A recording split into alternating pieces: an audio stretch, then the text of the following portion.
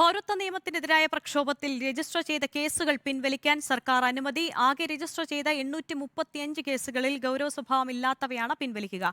ആദിൽ പാലോടാണ് വിവരങ്ങളുമായി ചേരുന്നത്.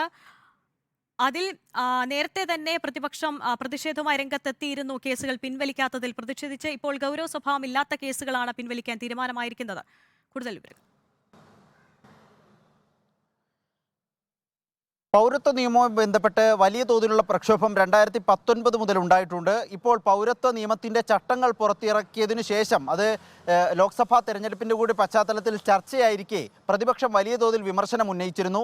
പൗരത്വ പ്രക്ഷോഭവുമായി ബന്ധപ്പെട്ടുള്ള കേസുകൾ പിൻവലിക്കുന്നതിൽ സർക്കാരിൻ്റെ ആത്മാർത്ഥതയില്ല എന്നതായിരുന്നു ആരോപണം. അതിന് പിന്നാലെ മുഖ്യമന്ത്രി തന്നെ പറഞ്ഞിരുന്നു 835 കേസുകളാണ് എടുത്തത്. ഇതിൽ 629 കേസുകൾ കോടതിയിൽ തന്നെ ഇല്ലാതായിട്ടുണ്ട്. 206 കേസുകളാണ് ഇനി ഉള്ളത് എന്നത് മുഖ്യമന്ത്രി തന്നെ പറഞ്ഞിരുന്നതാണ്. ഈ കേസുകളിൽ അടിയന്തരമായി ഇതിൻ്റെ നടപടികൾ പൂർത്തീകരിക്കാനുള്ള നിർദ്ദേശമാണ് ആഭ്യന്തര വകുപ്പ് ഒരു ഉത്തരവായി തന്നെ ഇറക്കിയിരിക്കുന്നത്.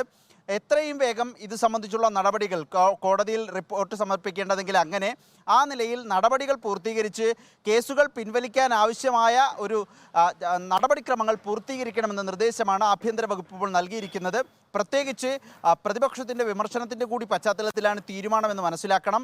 പൗരത്വ പ്രക്ഷോഭം കൂടുതൽ സജീവമാകുന്നു. ഒപ്പം LDFിൻ്റെയും മുഖ്യമന്ത്രിയുടെയും നേതൃത്വത്തിൽ തന്നെ പൗരത്വ സമരങ്ങൾ സജീവമാക്കാനുള്ള ആലോചനയുമുണ്ട്. അതിനിടെയാണ് ഇങ്ങനെയൊരു തീരുമാനം. മുൻപ് പൗരത്വ പ്രക്ഷോഭത്തിൽ എടുത്ത കേസുകൾ പിൻവലിക്കാൻ അതിൻ്റെ നടപടികൾ എത്രയും വേഗം പൂർത്തീകരിക്കാനുള്ള നിർദ്ദേശം ആഭ്യന്തര വകുപ്പ് ഉത്തരവായി തന്നെ നൽകുന്നത്. ആര്യ, പൗരത്വ നിയമത്തിനെതിരായി നടന്ന പ്രക്ഷോഭങ്ങളിലെടുത്ത കേസുകളിൽ ഗൗരവ സ്വഭാവമില്ലാത്തവയാണ് പിൻവലിക്കുക. ആദിൽ പാലോടാണ് വിവരങ്ങൾ നൽകിയത്.